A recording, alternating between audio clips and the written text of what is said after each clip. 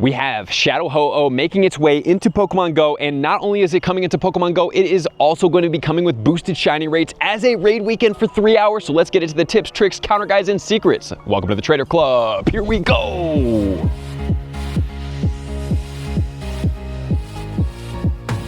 So Ho-Oh Day is going down on Sunday the 19th from 2 until 5 p.m. So please make sure to get ready to go because this is going to be a great time to get you guys a shiny Shadow Ho-Oh.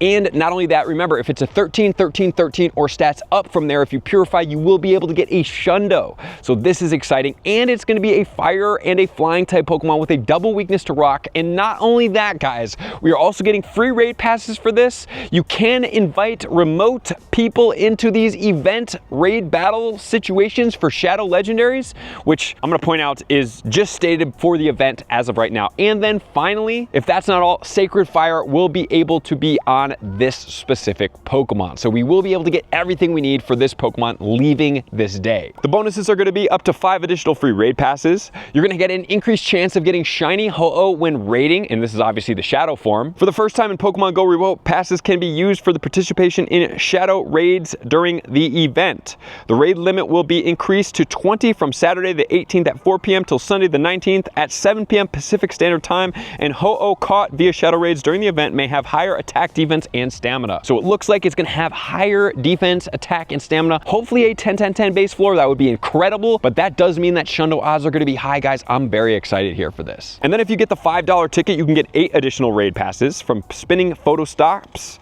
or discs from a gym in a sequential manner after completion, increased chance of getting rare XL candy from raid battles, and then 50% more XP from raid battles and 2 times more Stardust from the raid battles. So while the Stardust is nothing to really be excited about, what is exciting is more XP. Guys, like I said, there's so much XP out there to be had. Not only that, there's tons going on. I love these $5 add-ons. I think they're great. The raid passes alone make for it. I don't need any XL rare candy as of right now. I have over 600, and hopefully I will be able to get some type of mythical Pokemon that I feel comfortable dumping that XL rare candy into because it is taking up way too much of my bag right now. So just a reminder, Ho-Oh is going to max out at 4,367. It is going to be a fire and a flying type Pokemon, which means for us as attackers, we are focusing on that double weakness to rock, which means we're going to slay this Pokemon. It's also going to have a single weakness to electric and water. I'm not sure if you guys would want to use that, but that is capable for you guys. The one thing I am going to point out is the moveset. As far as its quick moves, it gets Steel Wing, which is a steel move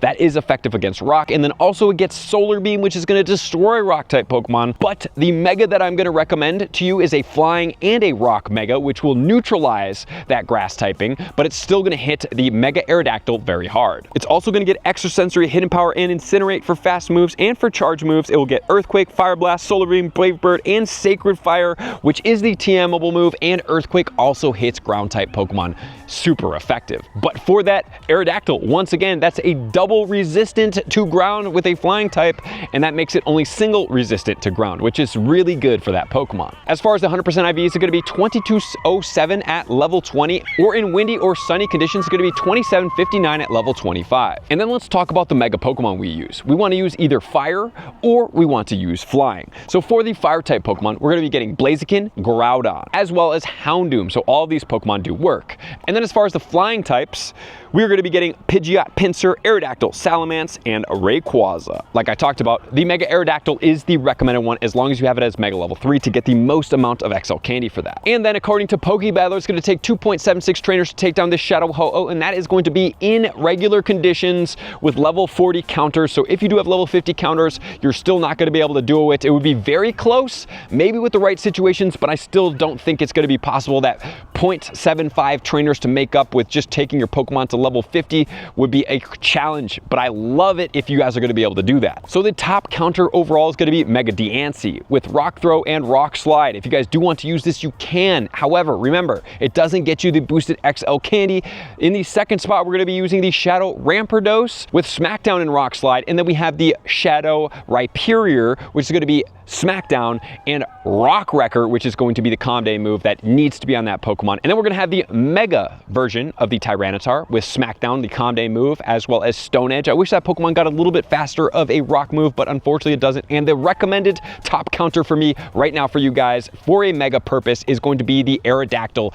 hopefully you guys have that at Mega Level 3. If I don't have one maxed out, I will max it out during this event, especially for that video for you guys. And then counter spot number 6, we have that Smackdown and Rock Slide on the Rampardos in the regular form, and that's in counter spot number 6. So like I said, with these double weaknesses, guys, we can really use these budget counters to come out and do a lot of damage and have a lot of fun with these Pokemon. Shadow Gigalith in spot number 7 with Smackdown and Meteor Beam, and then we are going to get the Shadow Tyranitar in spot number 8. If the Tyranitar did get something besides Stone Edge, it would be much higher on the list, but unfortunately that 1-bar charge with Shadow weakness being that it's going to be a little bit weaker as far as the defense and stamina in comparison to the attack getting boosted from the Shadow, that's going to be the problem there. Rock Throw and Meteor Beam on number 9, which is going to be Tyrantrum, which is exciting for Tyrantrum because once it does come out with a shiny, that's going to be really strong as far as the Pokemon goes. I already have my shiny maxed out, and I will be also maxing out my regular one as well for this event. Then we're going to get the Smackdown and Meteor Beam on Shadow Aggron, Smackdown and Rock Cracker on Rhyperior in spot 12, and if you guys want to keep going down the list, you can, but there's plenty of budget counters that we've already talked about here, and I might even need to max out a Rhyperior if I haven't. I can't remember if I did in this video where I spent 10 million Stardust.